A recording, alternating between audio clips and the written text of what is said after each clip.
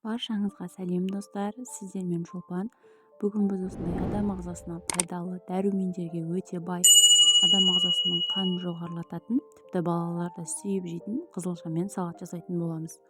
Ол үшін біз ең алдымен қажет заттардың бәрін жуып, жақсылап, еттартқыштан өткізуге дайындап турап аламыз. Қызанағымызды, ащы тәтті бұрышымызды, пияз, сәбіз, чеснок және ең маңыздысы қызылшамызды турап аламыз. Ал ендеше бастаймыз. Қызып тұрған ыдысымызға 200 грамм сұйық майымызды құйып, ең алдымен пиязымызды салып аламыз. Пиязымызды кішкене осылай қуырып жібереміз. Міне, пиязымыздан кейін ет тартқыштан өткізіліп қойған сәбізімізді салып, сәбізімізді дәл осылай 2-3 минут көлемінде жақсылап араластырып қуырып аламыз. Және достар, менің арнамдағы видеоны алғаш көріп тұрған болсаңыз, маған тіркеліп, қоңырауша белгісін басып, мені қолдай отырыңыздар. Күнделікті осындай жеңіл рецептермен, үй жағдайында жасалатын салаттармен, қысқы салаттармен бөлісіп отырамын.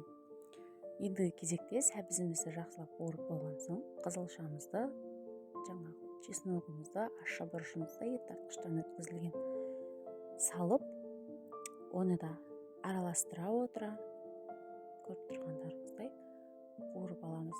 Бізде қызылша адам денсаулығына пайдалы, адам денсаулығында қан тапшылығын азайтып, қанымызды көбейтеді және ішек жолдарының бәрін жұмысын жақсартады. Көріп тұрғандарыңыздай қызыл түске боянып, дәмді әрі балаларды сүйіп жейтін салат болады. Осылай араластырып, 7 минут шамасында бұқтырып қоямыз. Газдың астын баяулатып, бұқтырып болғаннан кейін, менде бумен онша көрінбей тұр. Осылай қызыл түске боялып, қызылша бізде ұзақ уақыт піседі. Ендігі кезекте ет тартқыштан өткізілген қызыл тәтті бұрышымызды салып алып, оны да дәл осылай араластырып алыңыздар.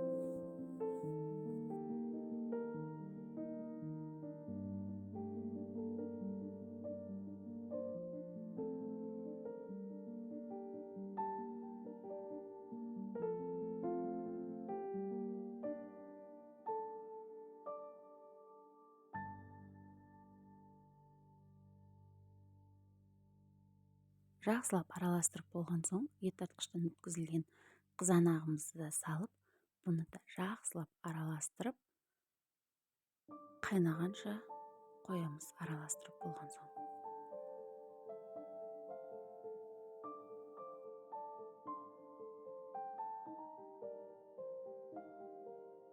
Міне, көріп тұрғандарыңыздай, біздің икрамыз қайнап шықты.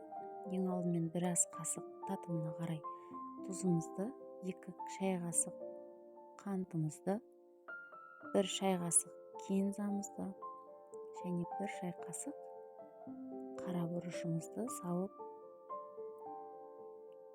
араластырамыз. Және 3 лавр жапырағын салдым. 70% уксуспен де бұдан 1 шай қасық құйдым.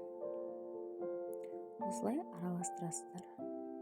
Мен дәл осы рецептпен қайталатып жауып, қысқа көп банка жабамын.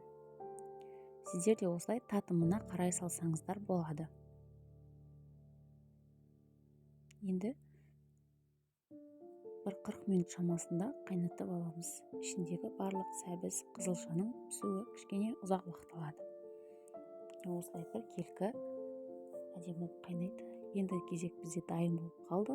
Мен алдын ала стерильденіп қойған банканың қақпағында осылай құрылғымен банкаларға құйып жатырмын. Достар, сіздерге видео ұнаса, лайк басып, маған тіркеліп, мені қолдай отырыңыздар. Сіздермен күнделікті осындай рецептермен бөлісіп отырамын. Дайын болғаннан кейін, әдеттегідей жылы жерге қақпағын төңкеріп орап, бөлме температурасында 1 күн уақытта сақтаймыз. Сіздермен болған Шолпан. Видеоны соңына дейін көріп, мені қолдағандарыңыз үшін рахмет. Келесі видеода кездескенше сау болыңыздар.